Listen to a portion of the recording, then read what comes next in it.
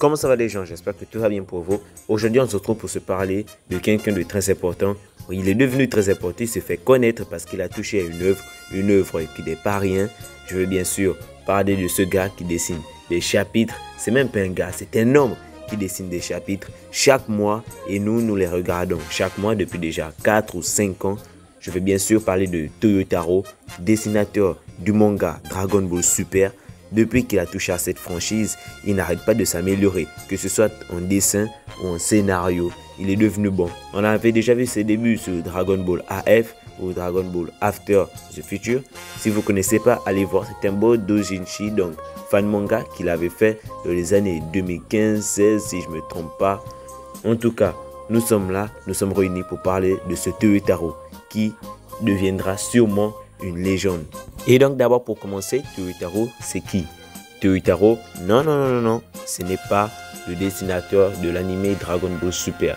Bah non, Toyotaro il dessine pas l'anime Dragon Ball Super. Lui, il fait le manga, il s'occupe du manga.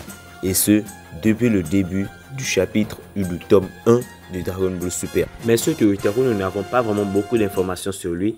Tout ce que nous savons et tout ce que je peux vous dire, c'est que le gars, il a toujours été un grand fan vétéran de Dragon Ball de son enfance. Et même jusqu'à maintenant, il kiffe Dragon Ball. Sinon, pourquoi dessiner le manga? Et donc, il a toujours été un grand fan de Dragon Ball. C'est pour ça qu'il a fait son doujinshi ou son fan manga qui est Dragon Ball After the Future ou After.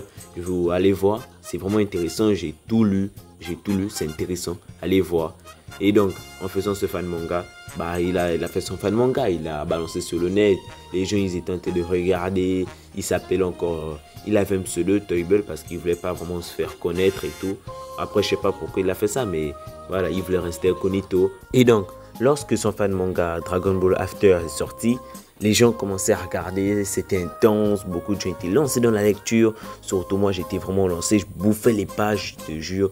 Et pourtant, moi, les fans manga, ça ne m'intéresse pas vraiment, hein, mais je bouffais les pages, je te jure. J'ai cru comprendre que son fan manga se discutait la première place. C'était pas une compétition, attention, non, loin de là. C'est juste qu'il y avait une autre personne qui lui aussi faisait un Dragon Ball. Mais j'ai oublié le nom, je ne sais pas si c'était le même truc. Cette personne aussi, j'ai oublié son nom. C'était Toyotaro qui m'intéressait. C'était son fan manga, lui, qui m'intéressait. Et donc, ces deux BD ont fait leur plein. Ils se discutaient la première place, sans même le savoir. Bien sûr, je le répète, c'était pas une compétition. Et donc, Toyotaro, son fan manga, bah, bien sûr, il a gagné. Même si, je le répète, c'était pas une compétition. Il a gagné. Il s'est fait remarquer. Il a essayé de postuler à Shueisha. Excusez-moi. Il a essayé de postuler à Shueisha.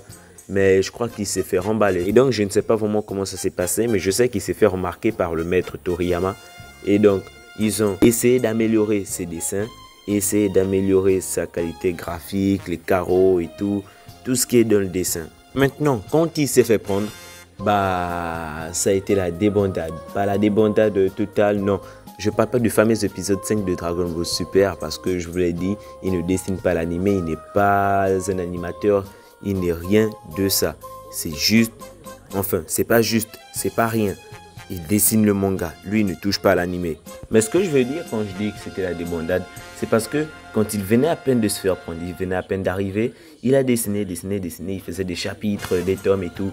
Et maintenant, lui, il n'était pas comme le maître Toriyama. Le maître Toriyama, vous savez, lui, il peut paraître des photos de lui. On ne le voit presque jamais. Mais Toyotaro, lui, quand il a essayé, bon, il n'a pas essayé de se faire voir, mais lui, il n'essayait pas de se cacher comme le maître Toriyama. Lui, il s'est fait voir, il faisait circuler des photos de lui sur Twitter, par-ci, par-là. On le voyait partout, il faisait des dessins et il se filmait. Enfin, on lui faisait des espèces de shooting photos. Et donc, vous savez, dans la vie, quand vous réussissez, il y a forcément des gens qui sont jaloux de vous parce que vous avez réussi et peut-être eux pas ou eux, ils ont réussi moins. Donc, ils vont chercher à vous descendre. Et bien, c'est ce que lui, on a fait. Lui, il a réussi, il a réalisé, entre guillemets, son rêve. Je ne sais pas si c'est son rêve, mais quand il a dessiné le manga, qu'il a commencé à publier ses photos sur le net, bah, les gens ils se sont dit, ah mais regardez-le, il est là, il frime, il a le manga Dragon Ball Super, c'est lui qui est en charge maintenant. Il frime parce que le maître Toriyama, et lui, c'est le poulain et tout. Il frime, il se la raconte trop, il fait trop circuler de photos, oh, c'est quoi son problème? Et voilà. Les gens ils disaient juste que lui il voulait toucher à la franchise, à l'œuvre Dragon Ball, rien que pour avoir la célébrité. Or que non, Toyotaro, lui, il a vraiment été un fan de la série Dragon Ball et Dragon Ball Z. Il connaît les éléments essentiels des arcs, les personnages et tout le reste. Il connaît presque tout le lore de Dragon Ball. Et je sais pas, je me souviens, mais peut-être j'ai dit des conneries. Mais je me souviens que c'était lors d'une interview, je sais pas, peut-être je dis des conneries. Mais ils étaient allés dans sa chambre, je crois. Et dans sa chambre, il avait des posters, des goodies, des figurines, tout ce qu'il y a, tout ce qui touche à Dragon Ball, que ce soit le manga, les BD, enfin c'est pareil. Mais les goodies, les posters, il avait vraiment tout de Dragon Ball. Et c'est à partir de là qu'ils se sont dit que ah vas-y, c'est un fan sérieux lui. Et donc on lui a pris au sérieux. Il fait maintenant ce qu'il fait aujourd'hui, dessiner le manga Dragon Ball Super. Il en est à son 80e chapitre. Et GG à lui, il n'a qu'à continuer à nous faire rêver comme chaque mois en tout cas. Je parle pour moi, j'aime vraiment les chapitres Dragon Ball Super. Il fait de moins en moins de photos et d'apparitions. Et même lorsque on a déjà vu son visage. Mais lors des interviews, il cache son visage avec des smileys ou des trucs comme ça. C'est que voilà, pour ces gens qui lui ont pas parlé mal directement, mais les commentaires sur les nets et sur le net et tout, il les voyait. Et donc c'est sûrement pour ces gens-là qu'il ne veut plus vraiment montrer son visage. Mais GG à lui n'a qu'à continuer le manga Dragon Ball Super. Toyotaro, vraiment, tu fais du superbe travail. Les chapitres, je kiffe. Même si il reste que 3 chapitres avant que l'arc ne se finisse, ce qui est très décevant. Vrai, ça me déçoit quand même. Nous étions à une histoire qui, pour moi, touchait presque la perfection.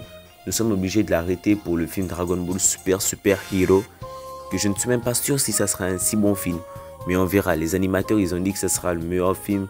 Enfin, un plus meilleur film que Dragon Ball Super Broly. En tout cas, moi, j'en doute un peu. Je demande à voir. Mais pour revenir au cas de Toyotaro, j'ai plus rien à dire. Sauf que continue. Ton style de dessin continue d'évoluer de chapitre en chapitre. Je suis bien placé pour le voir. Vu que je dessine, moi aussi. Mais pas comme lui, voilà. Mais je continue à voir ton style évoluer. C'est vraiment plaisant. Continue Toyotaro. Mais le dessin qui m'a le plus tué, c'est celui-là. Celui-là, Bardock. Oh, le Bardock. Super. Merci pour ton staff, Toyotaro. Puisse-t-il atteindre une renommée légendaire? Nous ne le serons pas avant longtemps. Bon les gens, je crois que j'ai fait le tour de cette vidéo. Je pense peut-être en faire une autre 6 choses ou 10 choses, peu importe le nombre. Peut-être 6 choses à savoir sur Toyotaro. Je pense faire ça. Et aussi une vidéo en mode Dragon Ball Super et Boruto. Sont-ils vraiment des suites? Ou en mode ces suites auront-elles vraiment eu la peine d'exister? Vous verrez. Bon, on a fait le tour de cette vidéo sur Toyotaro.